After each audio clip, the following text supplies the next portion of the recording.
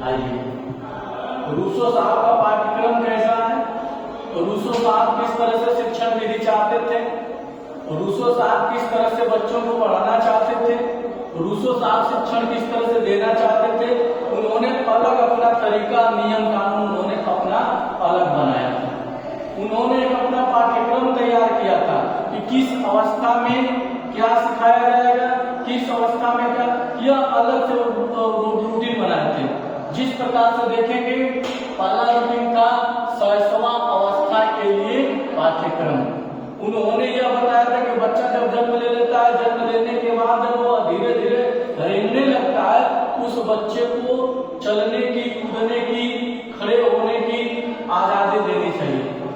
ऐसा करने से उस बालक का शरीर क्या होता है? मजबूत होता है। जो उसकी बनावट होती है क्या होती है? मजबूत बनेगी। इसलिए रूसो साहब का पहला ये स्टेटमेंट रहता है। दूसरा रहता है बचपन। क्या रहता है? बचपन। अब जैसे वो शैशवा अवस्था को पार करता है, पार करने के बाद बचपना अवस्था आता है, तो रूसो साहब का कहना है कि उन बच्चों को खेल कूद के माध्यम से, नापने के माध्यम से, तौलने के माध्यम से, खेल खिलाकर के माध्यम से, इस तरीके से प्रकृति में पढ़ा करके ऐसे तरीके से बच्चे को सिखाया जाए जिसका बचपना हंसते हंसते बीते, जो उसे अच्छे से सीखे। फिर उसके बाद रूसो साहब आते हैं लड़कपन में। अब जब लड़कपन की अवस्था आती है, रूसो साहब बनाते हैं, तो उसमें वो कहते हैं उसमें हिंदी पढ़ाया जाए। क्या पढ़ाया जाए? हिंदी पढ़ाया जाए, सामाजिक विषय पढ़ाया जाए, गणित पढ़ाया जाए, यानी कि जो चीजें मूल है उनको पढ़ाया जाए। जब उस अवस्था को बालक पार करेगा तो जाएगा किसमें? किशोरावस्था में। जब किशोरावस्था में बालक जाएगा, उस अवस्था में राजनीति शास्त्र, अर्थशास्त्र, धर्मशास्त्र, शिक्षा, दर्शन, तमाम प्रकार की चीजें, यह चीजें उन लोगों को पढ़ाई जाए। यह किसका स्टेटमेंट था? रूसो साहब। अंतिम इनका सबसे इम्पोर्टेंट है नारी शिक्षा। नारी शिक्षा को भी चाहते थे कि स्त्रियां भी शिक्षित हो, स्त्रियों के अंदर भी शिक्षा हो, स्त्रियां भी शिक्षित हो, चार दीवारी से वो भी बाहर जाए। रूसो साहब भी चाहते थे प्रकृति की गोद में वो भी घूमे, प्रकृति को समझे। वे चाहते थे कि स्त्रियां जो है, नारी जो है, हस्तकला का गुण उनके अंदर आ जाए, शिल्प कला का गुण उनके अंतर्गत आ जाए, सिलाई का आ जाए, कढ़ाई का आ जाए, बुनाई का आ जाए, अच्छे से खाना बनाने का आ जाए, साज सज्जा का आ जाए, किस तरह से घर में मेहमानों का सम्मान करना है, परिवार का सम्मान करना है, इस सब नारी शिक्षा के अंतर्गत उन्होंने बताया। तो इस प्रकार से रूसो साहब का पाठ्यक्रम कितने भागों में चला? 5। शैशवा अवस्था, बचपन, लड़कपन, किशोरावस्था, नारी शिक्षा। अब देखिए वह कैसे चाहते थे कि इसे पढ़ाया जाए। ये तो पाठ्यक्रम निर्धारित किए। अब कैसे चाहते थे कि पढ़ाया जाए कि सभी लोग इन सब चीजों को सीख ले। भाई पढ़ाने का भी तो तरीका होना चाहिए, बताने का भी तो तरीका होना चाहिए। देखिए क्या होता है, अगर पढ़ाने, बताने, व्याख्यान के अगर तरीके अच्छे हो तो बच्चों को जरूरी नहीं होता रफ कॉपी में लिखना, वो ऐसे ही क्या होते हैं, समझ जाते हैं। जैसे रूसो साहब का पहला क्या है? करके सीखना।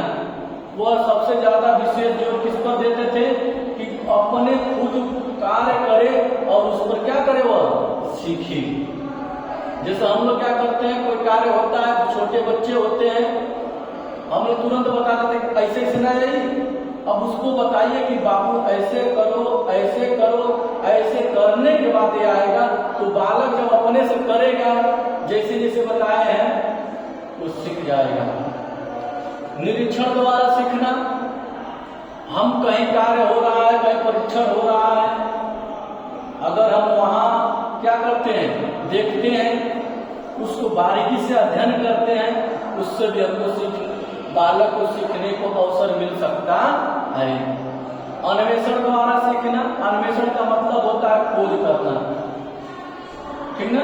हम खोज के माध्यम से भी सीख सकते हैं। जैसे मान लीजिए कोई वस्तु कहीं पड़ी हुई है, छोटा बच्चा कहता है कि चलिए हमको दीजिए, तो आप यह कहे बाबू जाओ, इस दिशा में जाओगे, आगे जाओगे 10 मीटर, 10 मीटर के बाद राइट हो जाओगे, राइट से थोड़ा सा फिर सीधे बढ़ करके फिर लेफ्ट हो जाओगे, वहीं पर वो वस्तु रखी है।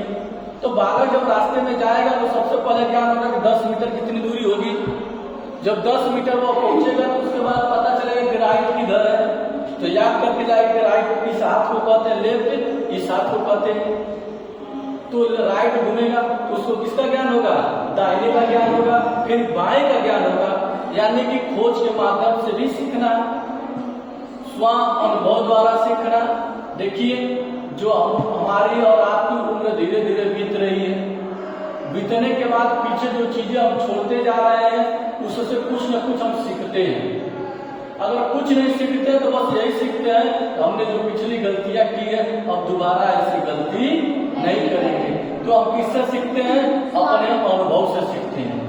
सो मने अपने, अनुभव मने अनुभव। जैसे वो थी, हम कक्षा में पढ़ा रहे थे, वो बाहर देख रहे थे, देख करके बाहर अपने में मुस्कुरा रही थी, हंस रही थी, ठीक ना। अब ये दोबारा कभी भी किसी की कक्षा में बाहर नहीं देखेंगे। अगर देखेंगे तो हमारी याद आ जाएगी, क्योंकि वो अनुभव उनको मिल गया कि हमको देखने के पश्चात क्या क्या सुनने को मिला। अब आप बाहर नहीं देखेंगे, इसकी हमारी गारंटी है। समझ रहे हैं ना, इसकी हमारी गारंटी है। अगर फिर से देखने का मन करेगा तो जब पढ़ाए तो देखिएगा, फिर से गारंटी लेता हूं कि आपको उसी तरह से परेशान करूंगा। प्रयोग द्वारा सीखना, किसके द्वारा, प्रयोग द्वारा सीखना।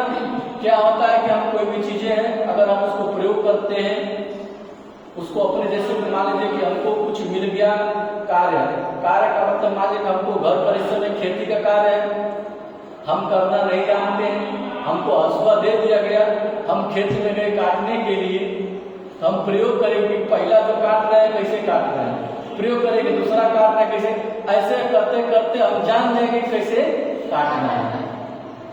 शुरुआत तो हम करेंगे ना, जिस प्रकार से एडिशन साहब थे, एक बार प्रयोग किए, 2 बार प्रयोग किए, 3 बार किए, करते करते 1200 बार किए और अंत में उनको सफलता मिली। न्यूटन का लॉ देखिए, वो क्या जानते थे, से ऊपर नीचे गिरा, फिर दिमाग लगाया कि हम ईटा फेंक रहे हैं, ऊपर नीचे आ रहा है, ऊपर जा रहा है, उन्होंने भी लॉ का खोज कर दिया। समझ रहे हैं ना। तो हम इनके माध्यम से बहुत कुछ सीख सकते हैं। रूसो का विशेष बल इसी पर था, ठीक है, रूसो साहब का विशेष बल इसी पर था, ठीक है। इस प्रकार से रूसो साहब का पाठ्यक्रम कैसा था, रूसो साहब की शिक्षण विधि कैसी थी, आप लोग अध्ययन करके इसको जानेंगे, ठीक है। अब अगले दिन अगला अध्याय। धन्यवाद।